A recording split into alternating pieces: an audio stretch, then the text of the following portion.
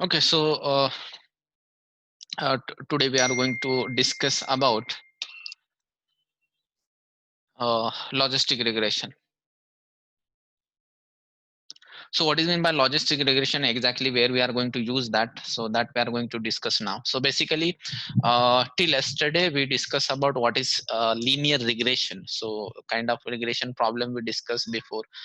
So now onwards we are going to discuss about classification problem. So we'll get back to regression again also, because we only discuss about linear regression. अगर आपको curve predict करना है तो कैसे करोगे? So that thing that is called as a polynomial regression, so that we are going to discuss later on. लेकिन फिलहाल अभी तो हम स्टार्ट करेंगे क्लासिफिकेशन.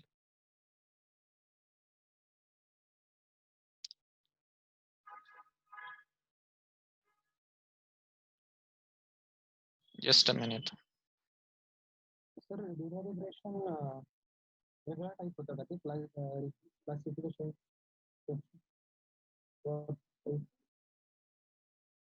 हाँ, could you please repeat?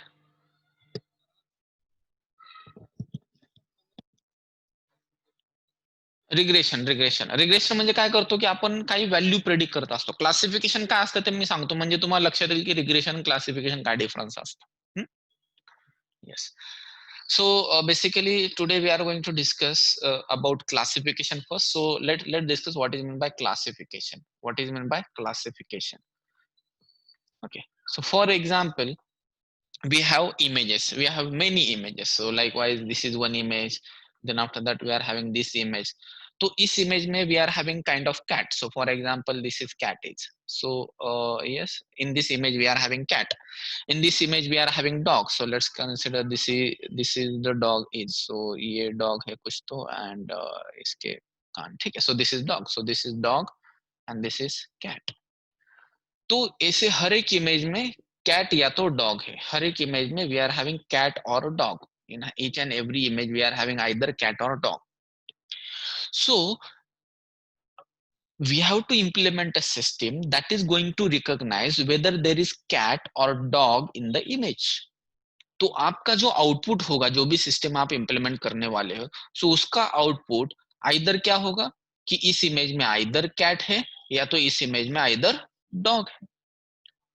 सो आपका आउटपुट फिक्स होता है, आपको पता होता है कि आउटपुट में आइदर कैट होगा या तो डॉग होता. आइदर कैट है या तो डॉग है.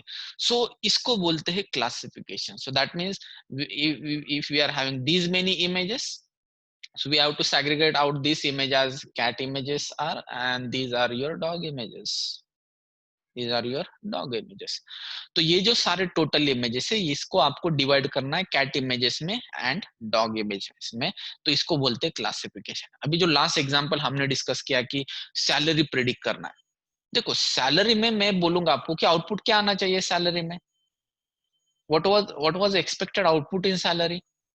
तो आप बोलोगे सर 3.0 आना चाहिए. कुछ लोग बोलेंगे नहीं सर 2 इयर्स एक्सपीरियंस है तो 6.0 आना चाहिए. कुछ लोग 3 इयर्स एक्सपीरियंस तो 8.5 आना चाहिए. 4 इयर एक्सपीरियंस 12 भी आना चाहिए.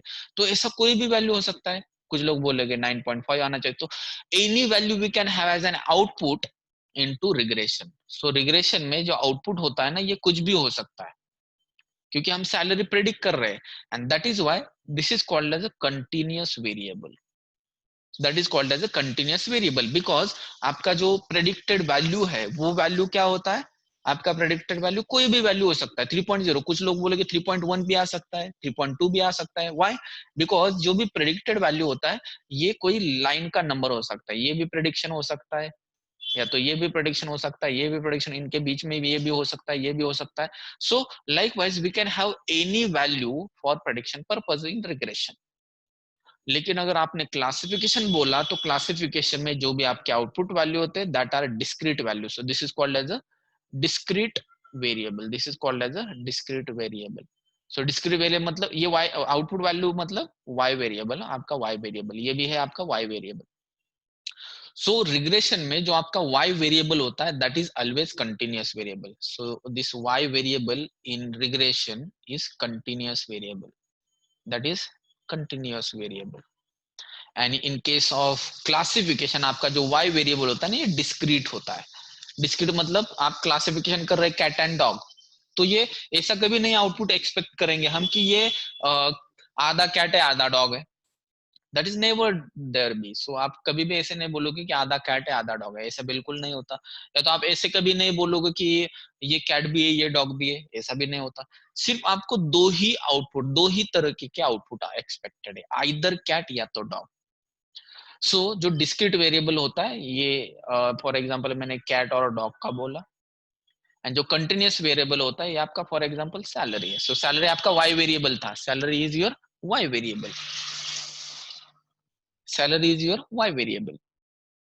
सो that is continuous variable, salary continuous है। कंटिन्यूअस मतलब क्या कि मैथमेटिकल इसका डेफिनेशन मैं बताता हूँ कंटिन्यूअस वेरिएबल का। अगर कंटिन्यूअस वेरिएबल में कोई भी दो वैल्यूज ले लो, टू वैल्यूज, कोई भी टू वैल्यूज ले लो, तो टू वैल्यूज फॉर एग्जांपल मैंने लिया सैलरी में 3 lakhs पर एनम, एंड दूसरा वैल्यू लिया मैंने 4 lakhs पर एनम। तो what is mean by continuous variable is that 3 lakhs and 4 lakhs के बीच में कोई ना कोई तो वैल्यू होगा। What is that? 3.5। अगेन अगर मैंने दो वैल्यूज को मैंने बोला 3.0 और 3.5 है, इसके बीच में भी कोई ना कोई तो वैल्यू है। आप बोलोगे नहीं दो वैल्यूज ऐसे ले लो सर 3.01 एंड दूसरा वैल्यू ले लो 3.02, इनके बीच में वैल्यू है क्या? Yes definitely there is some value in between this two values. इनके बीच में क्या वैल्यू है? कोई भी हो सकता है, 3.001 है इनके बीच में, और 3.005 भी है इनके बीच में। सो that is what continuous variable is. Continuous variable is, so there is always a value between any two different values, that is a continuous variable is। and what is discrete variable? तो यहाँ पे discrete variable में दो ही variables है, that is cat and dog। अभी मैंने आपको बोला what is there in between cat and dog? nothing is there in between cat and dog। अगर मैंने बोला cat से पहले क्या है? nothing before cat।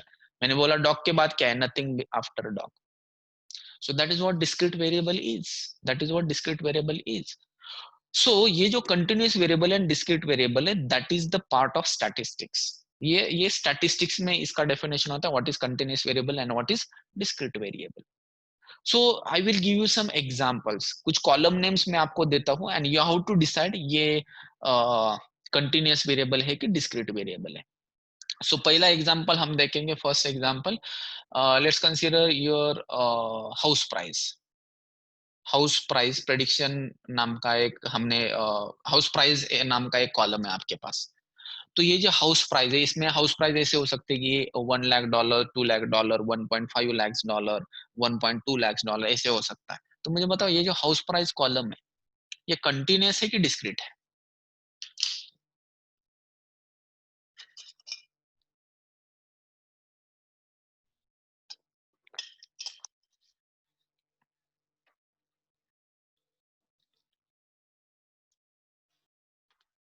What about others? Yes that is very good, continuous variable it is. क्योंकि कोई भी दो हाउस प्राइजेस ले लो, कोई भी रैंडमली हाउस प्राइस ले लो, for example house price is $70,000 house price है, दूसरा है $71,000। तो ये 70,000 71,000 के बीच में कोई ना कोई तो हाउस प्राइस हो सकता है, that could be possible. so that is why house price is continuous variable, that is continuous variable। let me take another example। so ये आपको डिसाइड करना है कि वो continuous है या तो discrete है। तो that is like sale, product sale. Sale मतलब इसमें हमें ये प्रेडिक्ट करना है कि आज इतने क्वांटिटीज सेल हो गए, कल कितने क्वांटिटीज सेल हो गए।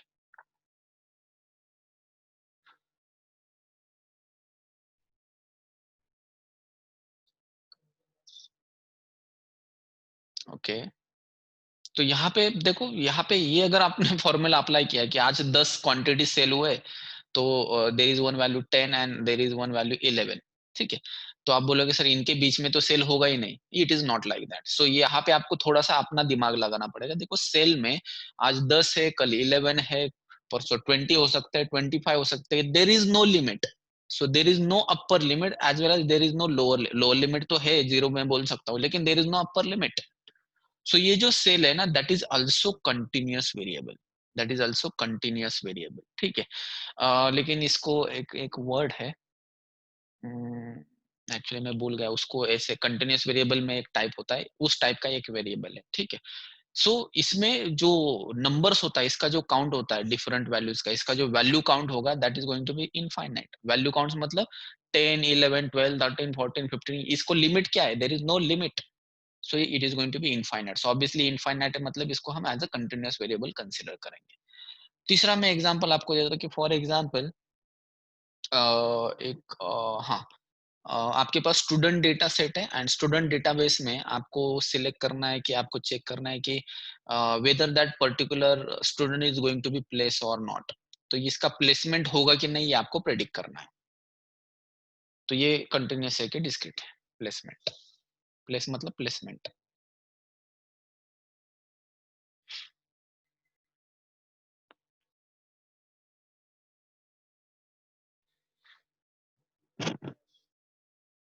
Okay, what about others?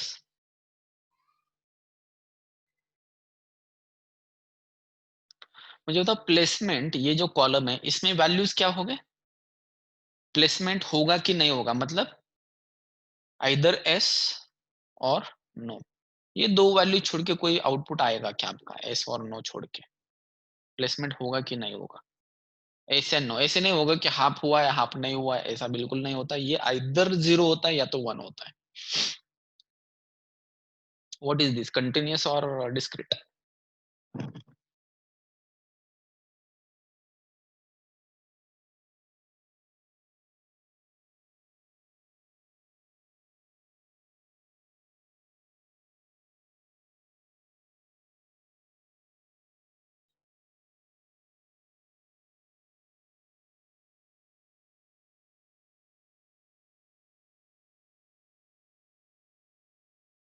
ये कंटिन्यूअस है कि डिस्क्रीट है placement column?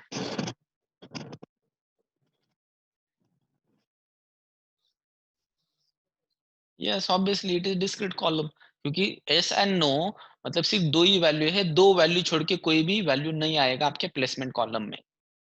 So it is obviously a discrete variable. So ये आपका बन गया discrete variable, discrete variable. Fourth example मैं आपको देता हूँ। फॉर एग्जांपल हमें ग्रेड कॉलम है, स्टूडेंट का ग्रेड। ग्रेड मतलब A grade, B grade, C grade and D grade, ऐसे चार ग्रेड्स है। तो ये आपको प्रेडिक्ट करना है, A grade, B grade, C grade, D grade.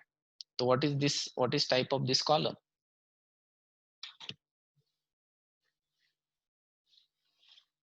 What about others?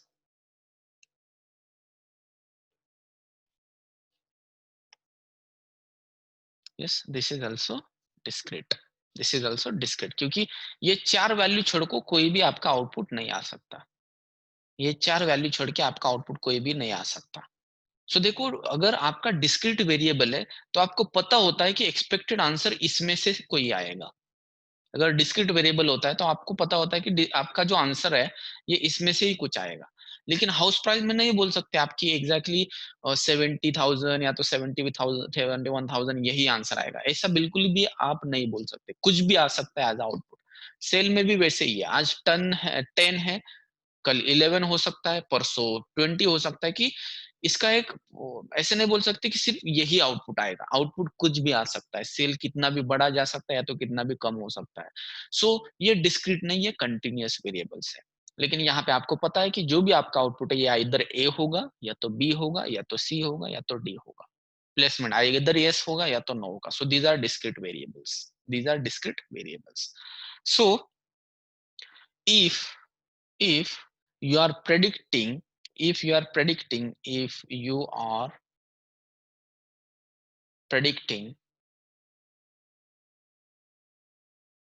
continuous variable, if you are predicting continuous variable, मतलब आपका जो y वेरिएबल है, predicting मतलब y variable. so if your y variable is continuous, we can call it as it is a regression problem, it is your regression problem. सो अगर आपका y variable continuous variable है, जैसे हमारा कल salary था, सो salary is continuous variable, इसलिए हमें use करना पड़ा regression. And you are predicting if you are predicting discrete variable. If you are predicting discrete variable, मतलब कैट है कि डॉग है, प्लेस हुआ कि नहीं प्लेस हुआ, ए बी सी डी कौन सा ग्रेड है, तो अगर आप discrete variable as a Y variable आप कंसिडर कर रहे हो, डिस्क्रीट आपका वाई वेरिएबल डिस्क्रीट वेरिएबल है, तो उस केस में आपको यूज करना पड़ता है classification. In that case you have to use classification. So that is the basic reason what is the difference between regression and classification.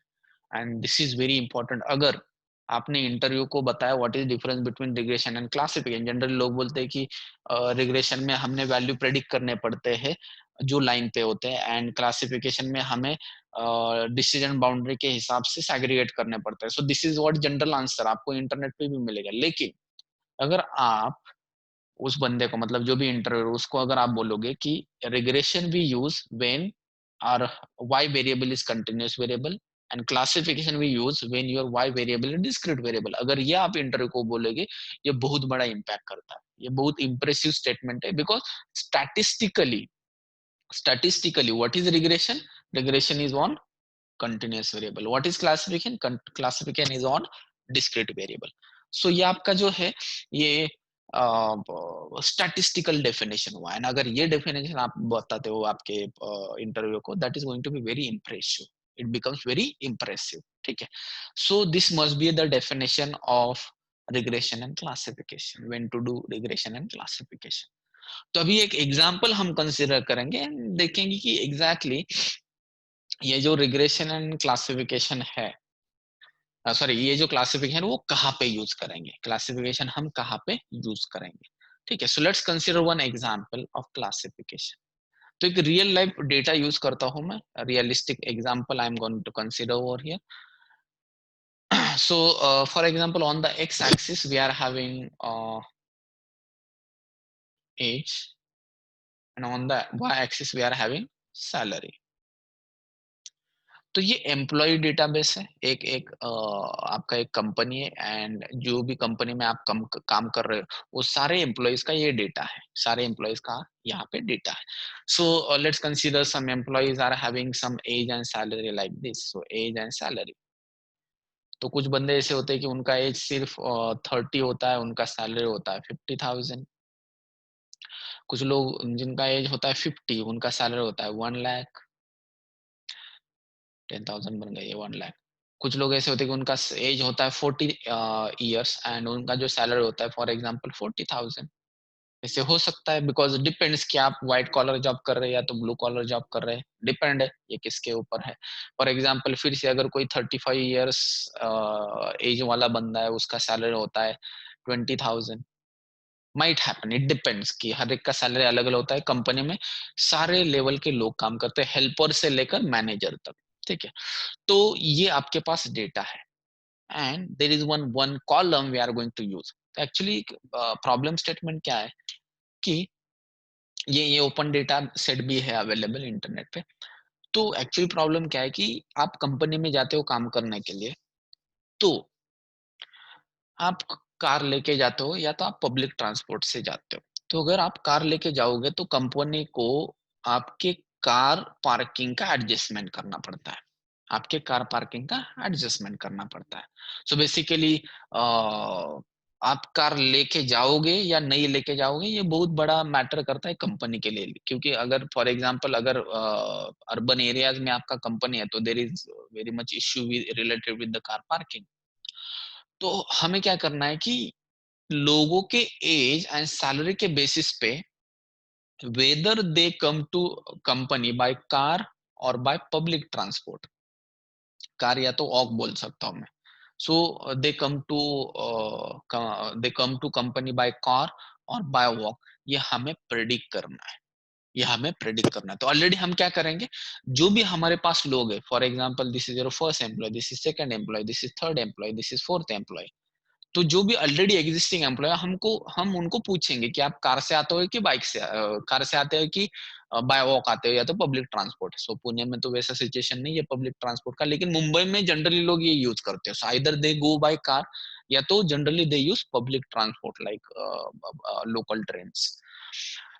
तो ये जो भी एग्जिस्टिंग एम्प्लॉइज है उनको हम पूछेंगे कि आप कार से आते हो या बाइक से आते हो। तो फॉर एग्जांपल ये जो पहला बंदा है ये बोलेगा मैं I go to office by walk मतलब पब्लिक ट्रांसपोर्ट से। ये जो बंदा है ये दूसरा में वो बोलेगा मैं कार से जाता हूँ। ये जो तीसरा बंदा है वो बोलेगा I go to office by walk. ये जो फोर्थ बंदा है वो बोलेगा मैं भी बाय वॉक जाता हूँ ऑफिस को। तो एक जनरल आपको ट्रेंड पता चलेगा कि इन जनरल कौन से लोग बाय वॉक जा रहे हैं, कौन से लोग बाय कार जा रहे हैं ऑफिस। तो इन जनरल आपको एक ट्रेंड पता चलता है। तो मुझे बताओ जो भी आपका y variable, this is going to be your y variable, this is going to be your y variable. Can I say that this is your discrete variable, जो भी y वेरिएबल है आपका। तो इसमें सिर्फ कार या तो वॉक मतलब पब्लिक ट्रांसपोर्ट, दो ही ऑप्शन है। सो अगर कार से नहीं आता तो इसको हम बोलेंगे बाय वॉक। सो यहाँ पे मैं टू व्हीलर्स नहीं कंसिडर कर रहा हूँ। तो आपका आउटपुट ओनली बाय वॉक होगा या तो बाय कार होगा। So this is going to be a discrete variable. तो ये आपका y वेरिएबल है। तो एग्जिस्टिंग एम्प्लॉयज का हमें पता है, लेकिन अगर आप फॉर एग्जांपल कल नए रिक्रूटर्स आ रहे हैं, 50 नए रिक्रूटर्स है, रिक्रूटमेंट हो गया नया और 50 नए लोग आने वाले कंपनी में, तो हम उनको नहीं पूछेंगे पहले कि हाँ मुझे बताओ आप कार लेके आओगे कि नहीं आओगे। हम क्या करेंगे, देखेंगे कि उनका एज कितना है, उनको कितना सैलरी है, एंड उसके बेसिस पे हम डिसाइड करेंगे, मतलब हम प्रेडिक्ट करेंगे कि वो जनरली कार यूज करता होगा कि ये पब्लिक ट्रांसपोर्ट से आता होगा। सो ये हम प्रेडिक्ट करेंगे using our model, using our model. And वहां पे हम डिसाइड करेंगे कि ये बंदे का एज बहुत ज्यादा है और उसका सैलरी भी बहुत ज्यादा है। तो इसका मतलब क्या होगा, ये कार से जाना प्रेफर करेगा ऑफिस को। अगर कोई ऐसा बंदा है कि उसका सैलरी बहुत कम है, तो obviously what he will decide to go office by walk और by public transport. So that we are going to that particular model we are going to implement. तो मॉडल इंप्लीमेंट करने के पहले हमें क्या करना पड़ेगा, we have to start from collecting the data. तो पहला स्टेप क्या है, डेटा कलेक्ट करो। डेटा कलेक्ट करो, एक्स डिसाइड करो, वाई डिसाइड करो। तो ये हमारे डेटा में 3 कॉलम्स है। 3 कॉलम में ये जो 2 कॉलम है ये आपके एक्स कॉलम है, एंड जो भी ये कॉलम है ये आपका वाई कॉलम है। तो these are your X columns. X में 2 कॉलम्स है, वाई में एक ही कॉलम है obviously. So X and Y तो हमने डिसाइड किया। तो अभी मैं क्या करता हूँ, इसको प्लॉट करता हूँ। सो प्लॉट करके देखते हैं कि exactly what is the relationship. तो यहाँ पे मैं दो वेज यूज करूंगा to represent whether it is going to office by walk और by car.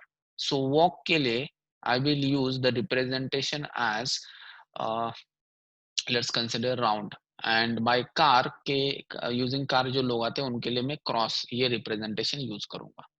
So let me use some another colour, let's make this, ठीक है। तो अगर किसी बंदे का एज एंड सैलरी कम है तो obviously they prefer to go to office by walk. So ये जो लोग हैं कम सैलरी एंड कम एज वाले,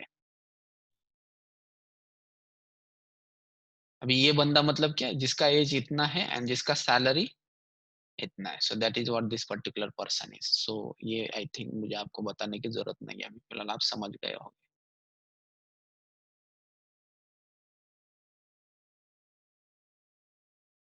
ठीक है। एंड यस ऑब्वियसली कार वाले कौन लोग होते हैं, फॉर एग्जाम्पल जिनका सैलरी बहुत ज्यादा है। अभी कैसे होता है कि एज कम है लेकिन सैलरी बहुत ज्यादा है, तो वो लोग क्या प्रेफर करेंगे, वो कार से ही आएंगे। होते हैं कुछ लोग ऐसे। एंड ऑब्वियसली काफी बार ऐसे होता है कि आपका सैलरी तो कम है लेकिन ज्यादा एज होने के कारण आप पब्लिक ट्रांसपोर्ट से नहीं जा रहे। So these are some people those who prefer to go office by public transport. तो यहाँ पे आप क्लियरली देख सकते हो कि जो लोग जिनका एज एंड सैलरी कम है वो लोग जा रहे हैं by walk. So this is by walk. And जिनका एज एंड सैलरी ज्यादा है इन जनरल, वो लोग जाते हैं by car to the office, by car to the office. So this is the given data, this is the given data. Now what I am going to do is, so ये आपका given data मतलब existing जो employees है वो इतने employees है आपके। So ये आपके existing employees. Late me just remove this out. अभी आपको क्या करना है, एक नया बंदा आता है आपकी कंपनी में, लेट्स कंसीडर। सो आपको प्रेडिक्ट करना है अभी, ठीक है। सो एक नया बंदा आता है आपके कंपनी में, फॉर एग्जाम्पल यहाँ पे let me just write down the age. So this is your for example age 40। this is age 30, this is age 20, actually 20 से नीचे नहीं होना चाहिए, let me consider, this is age 50, this is age 60, this is age 70। ये जो salary इसको मैं consider करूंगा, इट इज सैलरी 50,000, 50K। इसको मैं कंसिडर करूंगा, इट इज 25K सैलरी। इसको मैं कंसिडर करूंगा 75K। इसको मैं करूंगा 100K, 100K मतलब 1 लाख। ओके, सो अभी एक बंदा ऐसे आता है, let me call it as some employ E1। So E1 जो एम्प्लॉय है उसका एज एंड सैलरी मैं आपको बता दूंगा। तो फॉर एग्जाम्पल उसका जो एज है वो है 60 एंड उसका जो सैलरी है दैट इज 50,000। तो पहला एज होता है, बात का सैलरी होता है। दूसरा एक एम्प्लॉय है, उसका जो एज है that is for example 25 and उसका जो सैलरी है दैट इज 75K। तो आप मुझे बताओ कि ये जो एम्प्लॉय E1 है वो बाय कार आएगा कि बाय वॉक आएगा? ये जो एम्प्लॉय E2 है ये बाय कार आएगा कि बाय वॉक आएगा? So you are going to tell me that. आपको क्या लगता है एज ए ह्यूमन बीइंग, आपको क्या लगता है?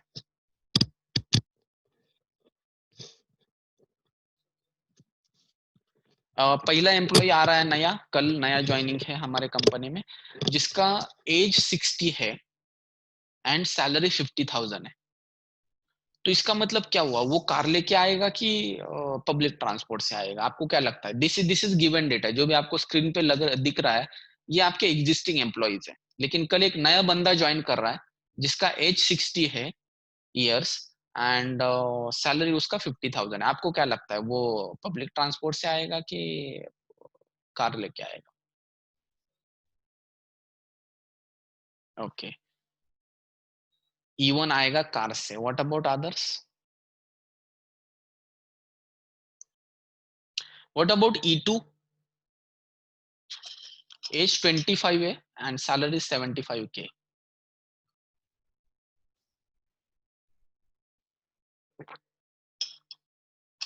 ये भी कार से ही आएगा। So that is what you are predicting. कैसे प्रेडिक्ट किया? पहले तो मैं देखता हूँ कि इन पॉइंट को मैं प्लॉट करता हूँ मतलब 60 एंड 50K। सो 60 मतलब age is 60 and salary is 50K। So I think ये जो पॉइंट है ये कहाँ पे जाएगा, ये यहाँ पे जाएगा पॉइंट। तो इसका मतलब ये आपका क्रॉस होगा कि राउंड होगा, that you have to predict. तो इसको बोलते हैं क्यू पॉइंट या तो query point. So this is your query point, this is your query point. तो इसका आपको क्लास प्रेडिक्ट करना है, ये क्रॉस में आएगा कि राउंड में आएगा। आप क्लियरली देख सकते हो ये क्रॉस में आने वाला है, बिकॉज इसके आजू बाजू में जो लोग हैं ये क्रॉस वाले मतलब कार वाले, मतलब ये भी क्या आएगा, कार में ही आएगा। दूसरा बंदा लेते हैं 25 एंड 75 वाला। सो 25 ईयर्स एज है, सो एज इज 25 ईयर्स मतलब ये, and salary 75K। So I think 75K मतलब ये यहाँ पे आएगा। तो ये भी देख सकते हैं आप, ये भी क्या आएगा, क्रॉस में आएगा। ठीक है, लेकिन अगर मैं आपको क्वेश्चन पूछता हूँ कि if your salary, if your age is 30, let me consider E3, employee E3, your age is 30 years and your salary is let's say 55,000, let's say 55K। अभी आप मुझे बताओ ये बाइक सॉरी ये कार से आएगा कि पब्लिक ट्रांसपोर्ट से आएगा?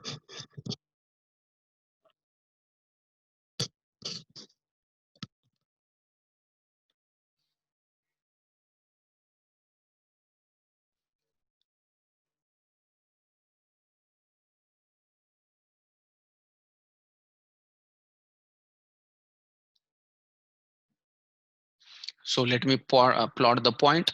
तो 30 years and 55K।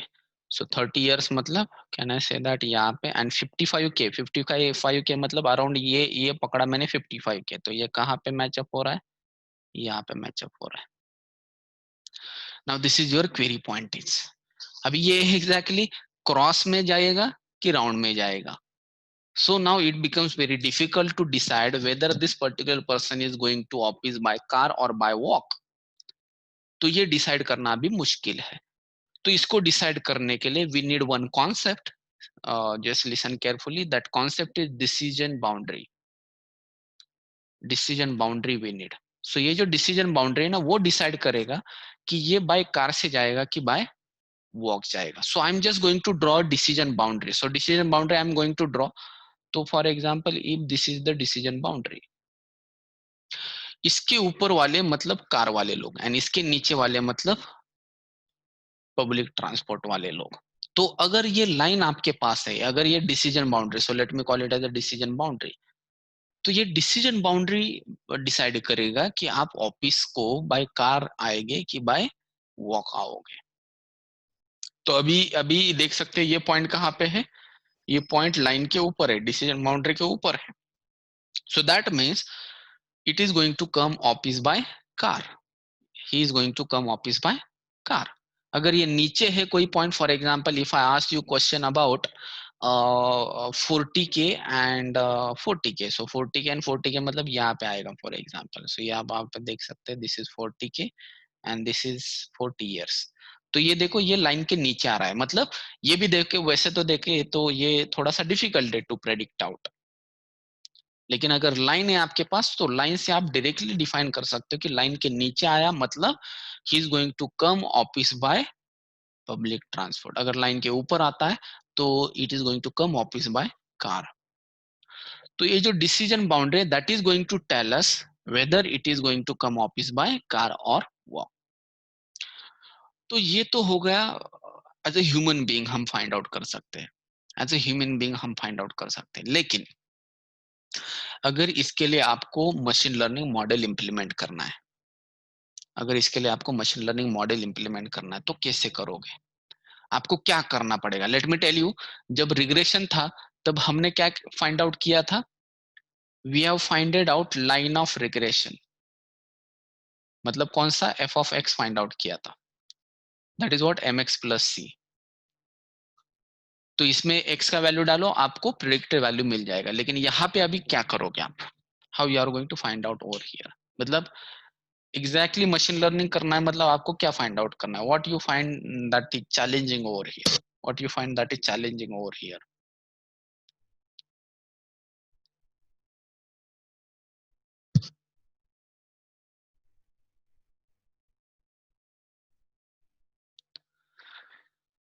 As a machine, अगर मैं आपने ये क्वेश्चन मशीन को पूछा तो मशीन किसके बेसिस पे आंसर करेगा.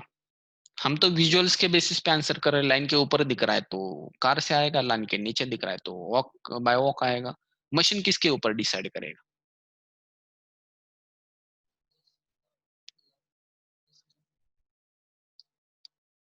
मशीन जैसे हमने डिसाइड किया वैसे ही मशीन डिसाइड करेगा. मशीन देखेगा कि जो भी आपने क्वेरी पॉइंट पूछा है वो पॉइंट डिसीजन बाउंड्री के ऊपर आता है कि वो पॉइंट डिसीजन बाउंड्री के नीचे आता है. तो इसके बेसिस पे ये भी डिसाइड करने वाला है, ये डिसाइड करने वाला है. तो अगर लाइन के ऊपर कोई पॉइंट आता है तो that is by car, and line के नीचे कोई पॉइंट आता है तो बाय वॉक. तो इसको समझने के लिए अभी आप बोलोगे कि ये कैलकुलेट कैसे करेंगे कि एक पॉइंट मैंने आपको दिया, एक लाइन है, ये decision boundary for example given है. डिसीजन बाउंड्री मतलब एक लाइन है, that means it is equation of line, that is F of x, F of x.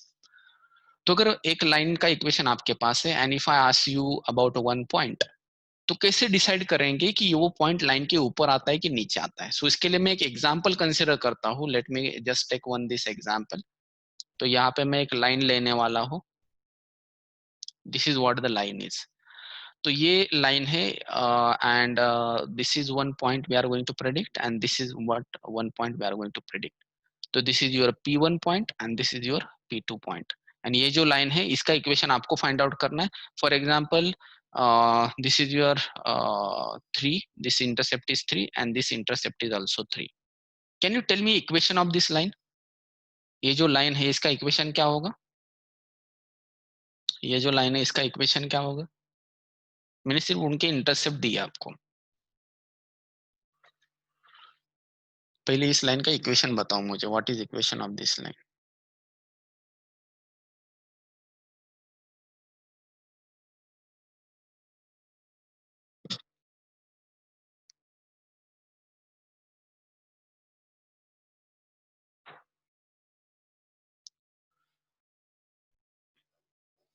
Equation कैसे निकालेंगे, यूजिंग टू पॉइंट फॉर्म.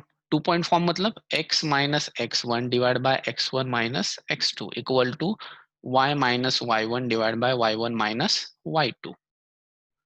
तो यार x1 y1 x2 y2 you have to decide. So ये मैं बोल सकता हूँ this is x1 y1. So x1 y1 क्या होगा 0,3. Can I say that this is 0,3. x value क्या है यहाँ पे 0, y वैल्यू 3. यहाँ पे x वैल्यू 3 है, y value 0. So 3,0. You can just put that values into this. वैसे तो आप डायरेक्टली देख के भी इसका इक्वेशन आप फाइंड आउट कर सकते हो. This equation is just like x plus y is equal to 3. This line of equation is just x plus y is equal to 3. तो आपको अगर डायरेक्टली फाइंड आउट करना है तो you can just use this particular formula to find out this equation. तो ये basic concept है, आपको पता होना चाहिए. तो equation of this particular line is x plus y is equal to 3. इसको मैं बोलूंगा x plus y minus 3 is equal to 0. So this is what equation of this line. This is what equation of this line. अभी ये equation of line आपको क्या बताता है? ये इक्वेशन लाइन आपको बताता है कि अगर अगर मैंने कोई पॉइंट लिया, फॉर एग्जांपल P1 पॉइंट लिया, एंड अगर P1 के कोऑर्डिनेट जो भी P1 का कोई भी x वैल्यू होगा, P1 का कोई भी जो y वैल्यू है, अगर मैंने इसमें डाल दिया, एंड अगर इस इक्वेशन का मतलब इसका वैल्यू अगर ग्रेटर देन 0 आता है, तो इसका मतलब आपका जो पॉइंट है ये लाइन से ऊपर है. एंड अगर मैंने एक्स वाई कोऑर्डिनेट्स पॉइंट के अगर इस इक्वेशन में डाले, एंड अगर उसका आंसर लेस देन 0 आता है, तो इसका मतलब आपका पॉइंट बिलो है. एंड अगर मैंने ऐसा एक्स वाई पॉइंट दिया that is on to the line itself, अगर मैंने ऐसे एक पॉइंट दिया कि that is on to the line, तो अगर वो मैंने पॉइंट दिया तो इसका आंसर 0 आता है. So what is your line equation is x plus y is equal x plus y minus 3. So this is your equation of line. So what I will do, I will just take this particular point. अभी ये जो point है ना, let me call it as 3,3. This point is 3,3. X का value भी 3, y का value भी 3. So obviously आप देख सकते हैं this is above the line. If I put this x and y value into this equation, it becomes 3 plus 3 minus 3. Can I say that इसका answer आ गया plus 3. तो plus 3 मतलब it is above the line. अभी ये point ले लो, ये point let में consider as 1,1. सो 1,1 मतलब ये लाइन के नीचे होगा ऑब्वियसली. तो अगर मैंने इस इक्वेशन में डाला उसको, तो क्या बनेगा इस इक्वेशन का x प्लस वाई माइनस 3, मतलब 1 प्लस 1 माइनस 3. तो इसका आंसर बन गया -1. तो अगर ये पॉइंट मैंने इक्वेशन ऑफ लाइन में डाला है, अगर उसका आंसर माइनस आता है, तो इसका मतलब ये पॉइंट इस लाइन के नीचे. सॉरी. अभी ये पॉइंट लेते हैं. ये जो पॉइंट है ना, ये है 1.5 एंड ये भी है 1.5. So let me tell you that 1.5 इधर 1.5 इधर, मतलब ये लाइन पे आता है ये पॉइंट. अगर मैंने मशीन को पूछा कि let me tell me that whether this particular point, मतलब 1.5 1.5, whether this point comes over the line और बिलो द लाइन और on to the line itself. तो ये क्या करेगा machine, it will take this particular equation that is x plus y minus 3. तो इस equation में ये 1.5 x के लिए रखेगा, 1.5 y के लिए रखेगा. And can I say that in that situation this becomes 0. तो अगर ये इक्वेशन आपको 0 देता है, इसका मतलब that particular point lies on to line itself. So this technique we use to decide whether given point is above the line or below the line, or whether that point is onto the line itself, onto the line itself. So this concept we are going to use to decide whether line comes over above the line or whether point comes below the line. Okay, so got it. तो अगर आपके machine को decision boundary भी पता है, ये line मतलब decision boundary भी पता है, एंड पॉइंट भी पता है जिसको आपको प्रिडिक्ट करना है कि ये किस क्लास में आएगा. तो ये दोनों चीजें पता है अगर आपके मशीन को, तो ये तो मैं भी मॉडल बना सकता हूँ इसका. मतलब this is what your machine learning model is going to be. So machine learning model कहाँ कैसे बनेगा, यूजिंग द सेम थिंग. जो भी ये डिसीजन बाउंड्री का जो भी लाइन इक्वेशन है, वही हम यूज करेंगे for prediction of class purpose. जैसे लास्ट टाइम भी हमने इक्वेशन यूज किया था, इक्वेशन ऑफ लाइन. अभी भी equation of line he use करेंगे, सिर्फ थोड़े से अलग तरीके से यूज करेंगे. सिर्फ हम देखेंगे कि पॉइंट उसके ऊपर है कि नीचे, that's it.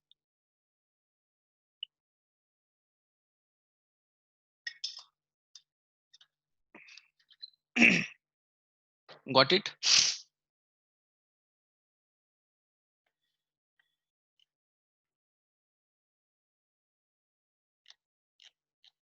So if you have any doubt, please you can ask me.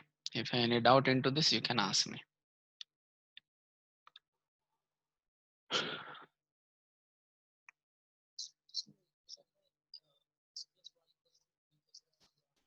Actually मैंने वैसे तो देखो, मैं बाय एक्सपीरियंस में एक इन जनरल ऐसे लाइंस होते हैं कि वो देख के ही मैं समझ सकता हूँ कि ये कौन सा लाइन है, कौन सा इक्वेशन ऑफ लाइन है। तो फॉर एग्जांपल एक्चुअली बेसिकली अगर आपको स्ट्रेट फॉरवर्ड जाना है तो just go with this equation. तो इस इक्वेशन में ये मैंने कंसीडर किया x1 y1। सो x1 y मतलब यहाँ पे x का वैल्यू 0 है, y का वैल्यू 3 है। ये जो है ये पॉइंट, इसका x का वैल्यू 3 है, y का वैल्यू 0 है। So I will just put this values into this equation.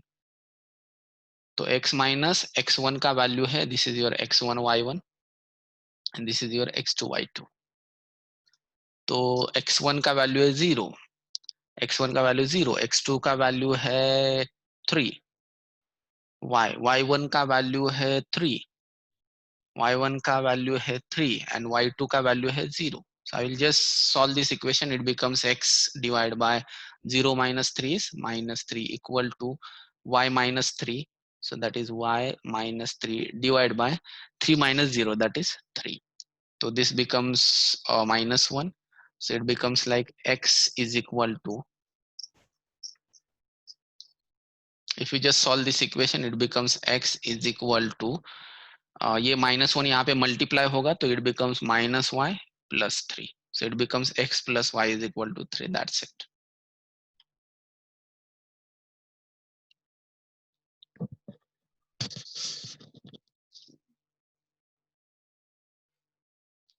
Okay, so should we go ahead then?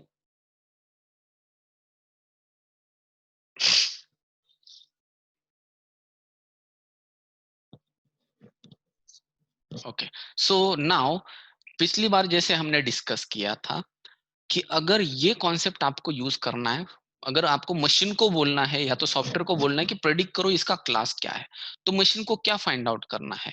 So the main motive of machine is to find decision boundary. So to find decision boundary। तो ये जो decision boundary find out करना है ना, ये आपका main task होगा। Regression में मेन टास्क क्या था? To find equation of line. आपको अगर याद है तो रिग्रेशन में हमने क्या किया? Equation of line find out किया, तो ये रिग्रेशन लाइन था आपका। यहाँ पे भी इक्वेशन ऑफ लाइन ही आपको फाइंड आउट करना है, इक्वेशन ऑफ लाइन। यहाँ पे भी equation of line he find out करना है, लेकिन उस लाइन को हम क्या बोलते हैं? Decision boundary. ठीक है। सो ये पहला टास्क है। दूसरा टास्क है to predict to predict class to predict class. तो यहाँ पे क्लास प्रेडिक्ट करने के लिए आपको कौन सा यूज करना पड़ेगा कॉन्सेप्ट? ये वाला जो भी मैंने अभी आपको बताया कि अगर ये क्वेरी पॉइंट है, अगर ये क्वेरी पॉइंट है तो उस क्वेरी पॉइंट को पुट करो इनटू डिसीजन बाउंड्रीज इक्वेशन। अगर पॉजिटिव वैल्यू आता है तो ये लाइन के ऊपर है, अगर नेगेटिव वैल्यू आता है ये लाइन के नीचे है। So that is how we are going to predict on the basis of decision boundary. So सिर्फ आपको एग्जैक्टली आपको क्या फाइंड आउट करना है? डिसीजन बाउंड्री फाइंड आउट करना है। तो लास्ट टाइम अगर आपको याद है तो हमने रिग्रेशन में ऐसे कुछ पॉइंट्स थे, ऐसे कुछ पॉइंट्स थे रिग्रेशन में। तो हमने क्या किया? हमने डिसाइड किया कि ये रिग्रेशन लाइन होगा, कि ये रिग्रेशन लाइन होगा, कि ये रिग्रेशन लाइन होगा।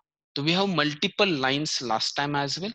तो उसमें से अगर ये L1 है, ये L2 है, ये L3 है, तो इसमें से हमने कौन सा लाइन चूज किया for regression purpose?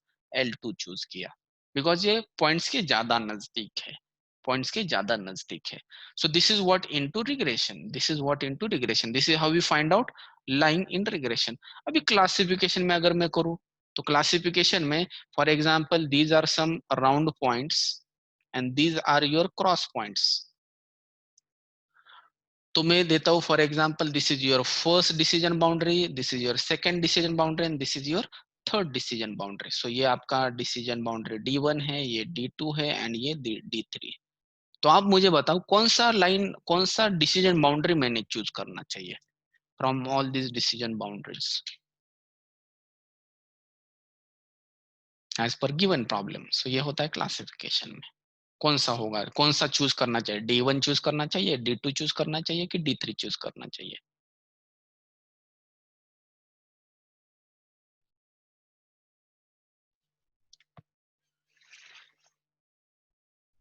As a decision boundary कौन सा लाइन चूज करूं मैं, D1 चूज करूं, D2 चूज करूं, D3 चूज करूं।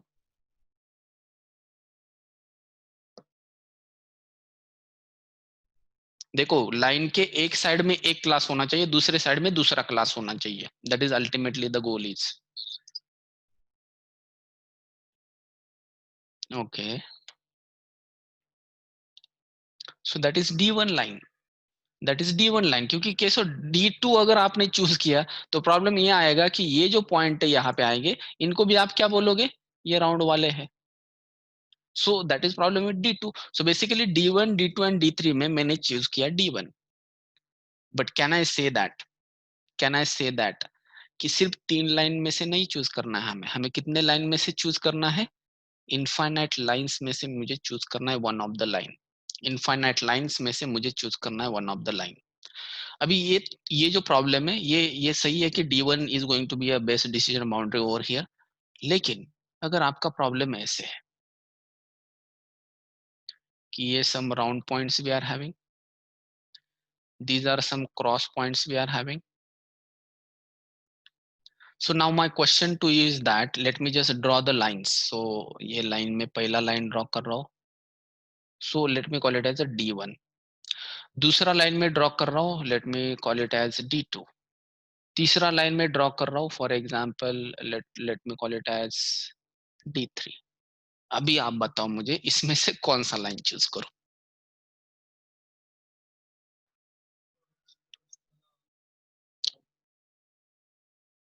एज ए ह्यूमन बीइंग आपको क्या लगता है, D1 होना चाहिए, D2 होना चाहिए कि D3 होना चाहिए।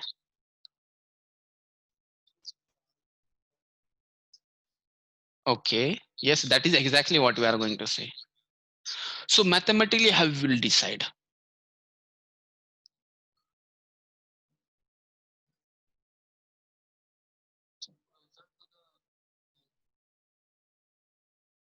मतलब लास्ट टाइम अगर आपको याद है तो मल्टीपल लाइंस में से मैथमेटिकली एक ही लाइन आपने चूज किया मैथमेटिकली, तो वो कैसे चूज किया था, रिग्रेशन में।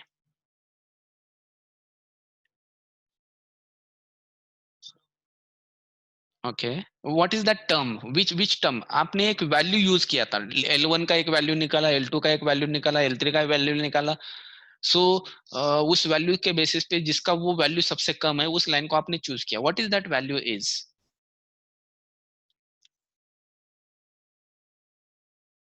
वही वैसा ही कुछ तो वैल्यू यहाँ पे आपको कैलकुलेट करना पड़ेगा, because as a human being हम बोल सकते हैं कि D2 थोड़ा सा बेटर लग रहा है सबसे। लेकिन मशीन कैसे डिसाइड करेगा, मशीन कुछ ना कुछ तो वैल्यूज के ऊपर डिसाइड करेगा। सो D1 का कुछ तो वैल्यू हमें निकलना है, D2 वैल्यू मीन्स उस टर्म को क्या बोलते हैं। क्या आप ये आपने बोला कि farther from both the classes, closest to the both the classes, मतलब ये कुछ तो वैल्यू देगा ना आपको। Yes, that is cost is. So D1 का कॉस्ट हम देखेंगे क्या है, D2 का कॉस्ट देखेंगे, एंड D3 का cost also we are going to look for example D1 का कॉस्ट है 100, D2 का कॉस्ट है 20 एंड D3 का कॉस्ट है 150। तो इन तीनों में से सबसे कम कॉस्ट किसका है, D2 का है। So that we are going to choose here, that we are going to choose over here, क्योंकि इसका कॉस्ट सबसे कम है। लेकिन सिर्फ 3 लाइन है इसलिए इजी हमें ये, अगर इनफाइनाइट लाइन है तो क्या करना पड़ेगा।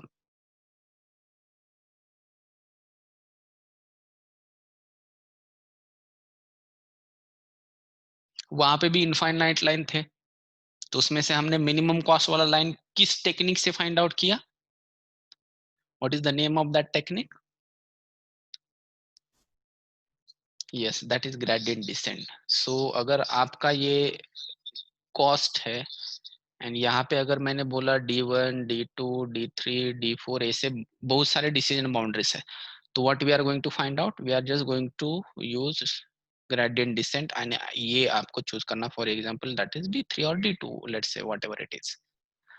तो अगर आपका कॉस्ट पहले बहुत ज्यादा है तो कम कॉस्ट होने तक आपको क्या करना है, ग्रेडियंट डिसेंट करना है। एंड जब सबसे मिनिमम कॉस्ट होगा, ऑब्वियसली यहाँ पे आपको स्लोप वाला वगैरह कॉन्सेप्ट यूज करना पड़ेगा, and you are going to use gradient descent kind of concept to choose the line, or to choose the decision boundary, to choose the best decision boundary, to choose the best decision boundary. So obviously, can I say that now our next target is to find how we can check cost of line. अगर आपको regression पता है तो regression में हमने cost कैसे find out किया था, that is mean squared error, ऐसा इक्वेशन था कॉस्ट फाइंड आउट करने के लिए लास्ट टाइम। वैसे हमें यहाँ पे एक इक्वेशन फाइंड आउट करना है, तो वो इक्वेशन कैसे फाइंड आउट करना है, that means the cost function we are going to find out into this. So now my goal, our goal next thing is that cost function find out करना, to find out the cost function. तो cost function अगर आपको याद है तो regression में कौन सा कॉस्ट फंक्शन हमने यूज किया था, रिग्रेशन में, रिग्रेशन में हमने कॉस्ट फंक्शन यूज किया था like cost is equal to summation of, we are having n points and summation of y actual minus y predict, ये दोनों वैल्यूज है उसका square. So this is going to give us the cost. तो जितना ये दोनों में ज्यादा डिफरेंस होगा उतना कॉस्ट बढ़ेगा, जितना ये ज्यादा नजदीक होंगे उतना कॉस्ट कम है। अगर मैं क्लासिफिकेशन के बारे में बोलूं, क्लासिफिकेशन, तो क्लासिफिकेशन में how we are going to find out the cost. तो देखो क्लासिफिकेशन में आपका कॉस्ट फंक्शन क्या बताना चाहिए कि कितने सैंपल्स आप करेक्टली क्लासिफाई कर रहे हो from given number of samples. ठीक है, तो yes, so ultimately I must say that cost is like finding out how many number of samples you are correctly classifying। क्योंकि यहाँ पे तो ठीक है ये फंक्शन लगाना, यहाँ पे ये फंक्शन नहीं लगा सकते आप। यहाँ पे आप कॉस्ट मतलब क्या, फॉर एग्जांपल आपका line, sorry, decision boundary D1 है, तो वो कितने पॉइंट, फॉर एग्जांपल ये 95% पॉइंट्स को करेक्टली क्लासिफाई कर रहा है D1। D2 जो है ना, करेक्टली क्लासिफाई मतलब ये प्रॉपर बाउंड्री है। सो 95% ऐसे पॉइंट है कि जो करेक्टली क्लासिफाई, 5% ऐसे कि इधर उधर है, मतलब फॉर एग्जांपल ये आपका D1 है, ये D1 है, तो फॉर एग्जांपल एक पॉइंट यहाँ पे ऐसे है कि ये भी राउंड है, लेकिन ये D1 बाउंड्री क्या बताएगा, इस राउंड को प्रिडिक्ट करने के बाद ये बताएगा ये क्रॉस वाला है, क्योंकि D1 के ऊपर वाले सारे पॉइंट क्रॉस होते हैं, तो ये मिस क्लासिफिकेशन होगा। तो 100 पॉइंट में से 5 पॉइंट D1 के हिसाब से मिस क्लासिफाई हो गए, D2 के हिसाब से फॉर एग्जांपल 98% करेक्टली क्लासिफाइड है, एंड D3 के हिसाब से फॉर एग्जांपल 90% करेक्टली क्लासिफाइड है। तो इसके हिसाब से हम चूज क्या करेंगे, D2 को चूज करेंगे एज अ डिसीजन मॉडल, क्योंकि D2 सबसे बढ़िया आपको एक्यूरेसी दे रहा है, सबसे बढ़िया एक्यूरेटली ये क्लासिफाई कर रहा है। So that is what it is. लेकिन व्हाट इफ तीनों के तीनों आपको 100% एक्यूरेसी दे रहे हैं, तो तीनों की तीनों का जो भी एक्यूरेसी है वो तो सेम आ रहा है, जैसे इस केस में। तो फॉर एग्जांपल अगर ये पॉइंट नहीं है, ऐसे कंसिडर करो, what is accuracy of D3, देखो D3 भी क्रॉस वाले पॉइंट एंड राउंड वाले क्रॉस करेक्टली क्लासिफाई कर रहा है, D2 भी कर रहा है, D1 भी कर रहा है, तो इन तीनों में से एग्जैक्टली कौन सा लाइन चूज करें। तो इस केस में आपको थोड़ा सा कॉस्ट फंक्शन को बिल्ड करना पड़ता है, कॉस्ट फंक्शन को बिल्ड करना पड़ता है। Okay, so that cost function we are going to discuss tomorrow, so that is very important, this cost function is, so classification का cost function हम कल discuss करने वाले हैं, ठीक है। So what I will do, I will just share, कल नहीं, कल छुट्टी होगी, day after tomorrow, तो what I will do, I will share you some article, so ये article होगा cost function के ऊपर, so I will share that article. ये बहुत ही बढ़िया तरीके से आपको आर्टिकल बताएगा कि what exactly that cost function is. So it will be better if you just read this article before coming to the class, and ये आदत डाल दो, ये आर्टिकल्स पढ़ने की आदत डाल दो, because we can not waste time to do some very like straightforward contents, ठीक है। सो ये कॉस्ट फंक्शन मतलब ये कैसे, जैसे हमने ये बनाया था ना, वैसे कॉस्ट फंक्शन ये वाला कैसे बना है उस आर्टिकल में लिखा है। So I expect from everyone कि ये आर्टिकल आपको पढ़ना चाहिए, अगर नहीं समझ में आता तभी 2 बार पढ़ो, लेकिन ये आदत डालो आर्टिकल पढ़ने की, ये बहुत इंपॉर्टेंट है टू गेट अ जॉब, क्योंकि ये काफी बार ये रेफरेंस भी पूछते हैं कि आपने कौन से आर्टिकल से पढ़ा कौन से नहीं, तो ये आपको पता होना चाहिए। So I will share you the link of article, don't worry, सबसे बड़ी आर्टिकल का लिंक मैं आपको शेयर करता हूँ, लेकिन आपको वो पढ़ना है। एंड वो पढ़ने के बाद आपको ग्रुप पे डालना है कि वो आर्टिकल आपने पढ़ा कि नहीं, व्हाट्सएप ग्रुप पे डालना, मुझे समझना चाहिए कि किसने पढ़ा है नहीं पढ़ा है।